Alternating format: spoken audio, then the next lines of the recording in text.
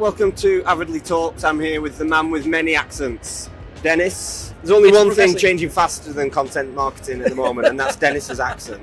It's fun to see what people actually do to get attention, you know. Yes. The whole, you know, everything is branding, you know. The whole experience about what is Avidly, but what is everybody else in here?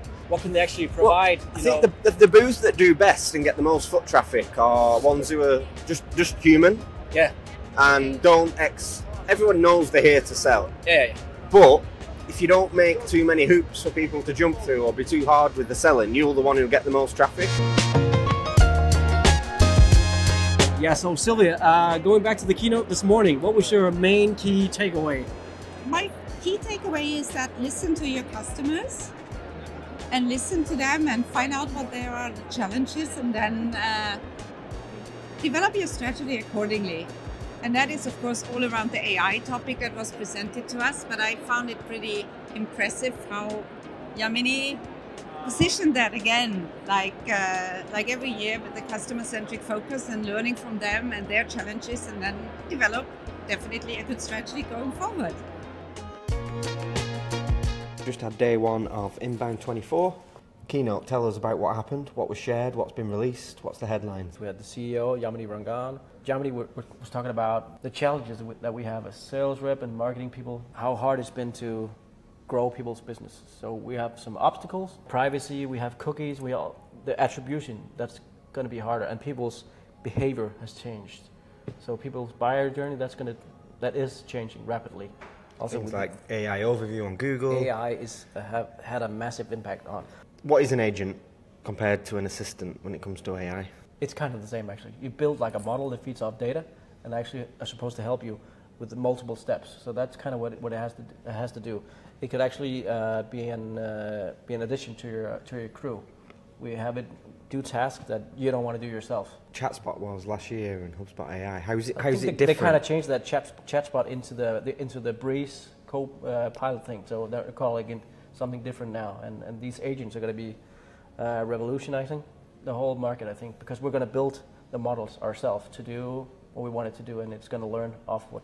When you use an AI assistant like ChatGPT or Gemini, whatever it is, and you do a prompt, get the output, rethink of a new prompt, get it to do something else, or you might use several tools, an agent can do all those things for you.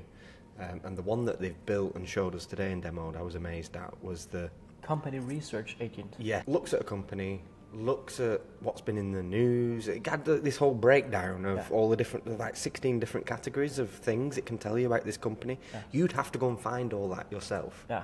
Then put it into your CRM. Then think about it and calculate who's the person I need to contact. Then you'd have to draft the outreach message. This agent does all those 3 steps for you. Efficiency? Done. And you've got a draft ready to copy and paste ROI? and tweak. And you can put your energy into the other great stat was salespeople on average are spending only 2 hours of their work day actually speaking to prospects. That's what they want to be doing. So this is going to turn that into 3 hours overnight. Cool. So that was the keynote this morning. Yes. You went to some talks this afternoon, one of which, quickly tell me about the sort of video learnings. The video one was actually quite interesting as well. So the video part was about, it was actually divided into 3 sections. You have the low production, high frequency, medium production, medium frequency, and you have the high-end production and low frequency. But we were talking more about the low production quality of it, because even though video technique and cameras and all that has improved over time, people they don't care about the quality anymore. That is interesting facts made by the CEO as well. People build a relation to people and not brands. So that's why TikTok works. Short formats work, long formats also work. So it was kind of a talk about get video out there, just get it done, and you could work, you could edit it, you could learn stuff over a period of time, but you only learn by doing. Get it out there and use it across teams, not only for marketing, but even sales. Hi, welcome to XYZ company. You reminded me of one of the many product releases in the keynotes was the video editing functions inside Content Hub. Transcript gets generated by AI. You can clip out sections just by deleting text. So the SEO part, It was a guy from Fortune 500 companies working with them as an SEO specialist over time, over the last 2 decades actually. So he had a lot of great insights about the SEO game, how that has changed from us as marketers doing a keyword analysis, creating awareness content based on keyword queries, what are the competitors ranking for, what are we not, and the other way around. So the game is going to change because inside the SERPs, the search engine ranking page, you're going to get the results now with the new generative AI.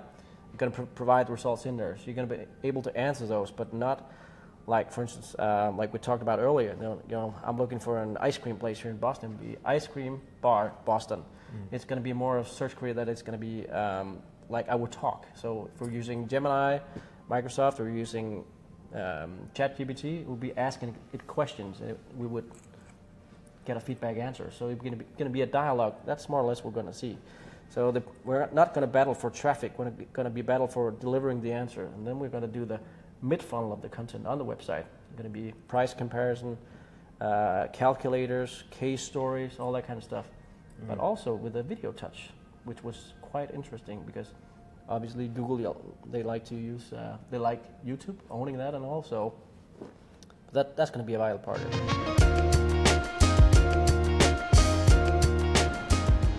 Key takeaways from this entire week. Obviously, AI has kind of been a hot topic. I think there's going to be a development period as people actually learn to use them. Not necessarily even building on them, just using what is there. And my key takeaway from that is, from a team perspective, how do we use what HubSpot is releasing out of the box, like without even having to do any real customization to it, just what is out of the box, because that is going to be such a steep learning curve anyway, that like there's offerings there, but I think there's going to be quite an interesting learning curve for customers and for partners and for even HubSpot people themselves to actually pick it up and use it.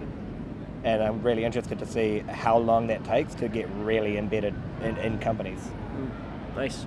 Do you think we're into a race against our clients, whether or not they actually adopt AI faster than we do? Or the race for us will be how do we make sure that the resources that we have are able to learn, like I guess given the space to learn the product, to be able to then best serve their clients. And yeah, I think there'll be elements of the customers themselves that they might have that space and time because they're already learning a product. And they might have people who are not at 100% capacity all the time. I never really considered the fact that there could be a race there, but yeah, I mean, it's a good quite thing. Possibly. They would understand it better. So totally. we're aligned on that part of it. Then we can focus on business goals and all that. 100%. And yeah, but I do think you might also even see agencies that come out of the woodwork who actually get built completely on, and they've only got this one thing to learn and this one thing to deliver, as opposed to agencies like Avidly and like Hyperdexter and a number of other partners who they do the full suite. They do anything you could want. It's going to be interesting building the AI side of things into that compared to looking at new partners who come onto the scene who are just focusing on like the AI enablement piece. But like I said sort of at the beginning, I feel like people are looking at it from a lens of what do we do with the AI? Like, how do I build a product that is something that we do with the AI? And I think just starting with what HubSpot is releasing and learning actually what it does and then training people on what it does, like that is your product.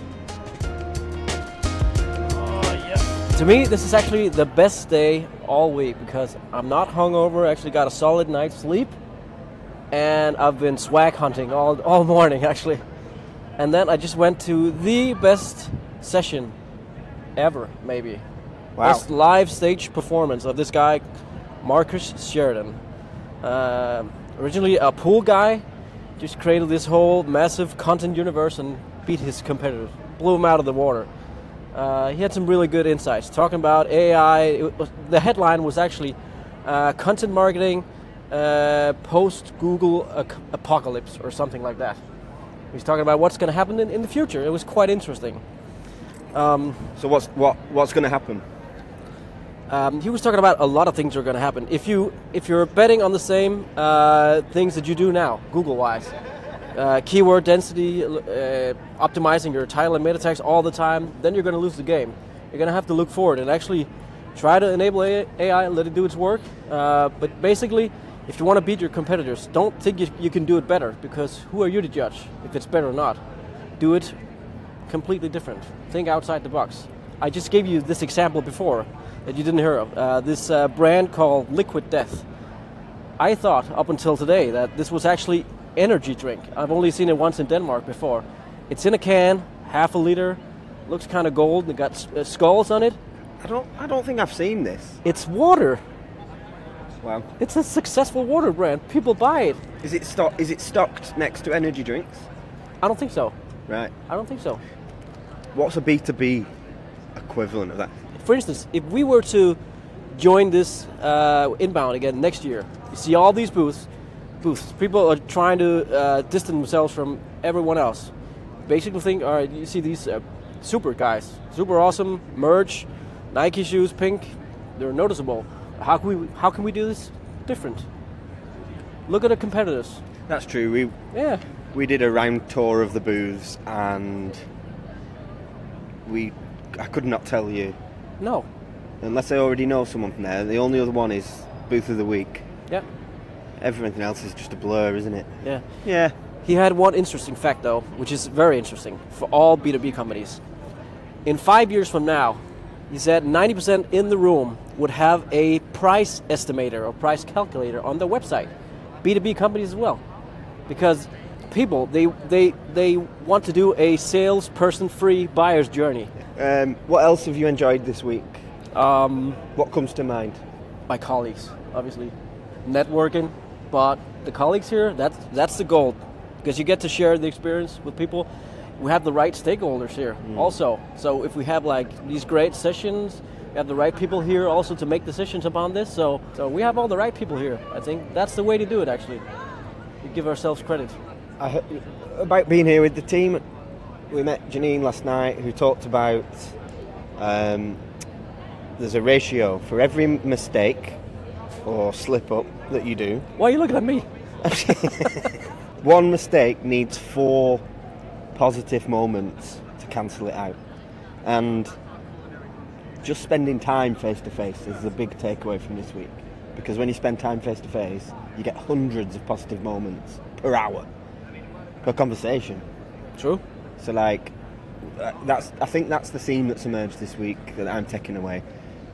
Personal connections with prospects, partners, colleagues, your boss. That was good. Any other memories like that you'd go back in a meeting soon and be like, look, there was this thing I heard? In the world of AI, and the robots are already here, what you just said, the human connection is always going to be crucial. That's always going to be the thing that weighs the most when you're about to buy in a company. Choose a vendor or choose a product or whatever you want to choose. You pick the people. Trust is never going to go away. That's why you want to build a brand as a thought leader and the bombshell within your industry. Whatever it takes, you do it differently. AI can't recreate something different, literally can't. So when you said earlier about doing something different, you have to have human input to do that. You do. Especially with some of the demos we've seen of the Breeze content agent producing loads of content at the click of a button or a few clicks of a button. People will do that. Yeah. So just by then adding the human elements and character and finding an interesting angle, you're going to be further ahead of people who just outsource it to an AI. Yeah. Totally. So it's such an easy step. It is. And we might be wandering into a phase or an era where it's like this zero click, that you don't want to go to a website right away. But websites are still going to be important, but that's where you create trust in the end. They are going to look for comparisons, reviews and all that before they actually pick a vendor, before they actually call you. Yeah. So there's such a nice atmosphere as well, that's the other thing. Yeah. So many, nice to finally meet you. Yeah. Outgoing people. People you meet in the flesh, you have calls with, whether you've seen, I don't know, Brian Halligan's just walking around and if you catch his eye, he's like, hey, how you doing? Like he knows you. Like, such a nice atmosphere at the conference. And Marie, just laying in the background from Germany, she said, when I'm going back to Germany, I'll just have to get used to it. Nobody saying hi to me again. Here, people are just super nice and very outgoing. Yeah, so they've done well. They've got this event down. Yeah, they do. We have got about 2 hours left. Rachel's off to meet Ryan Reynolds. Yeah, interesting. We've got a talk with Jay Schwedelson. He was on our podcast last week. Super great guy. He was the one when we were walking across the bridge and there was that talk with... Yeah. People were queuing for 45 minutes to get a seat, and then it was standing room only. We sat next to him. Yes.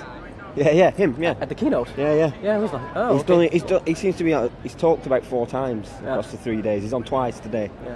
Yeah. So yeah, we'll do a deeper dive, I think, and get some of the guys on a call. You get really close to the stars within our business. Sure. Yeah, there's plenty here. Maybe we have a lot of icebreakers. Yeah. Distractions. Cool. Right, Dennis. Let's go enjoy these last 2 talks. Let's. Bye, man.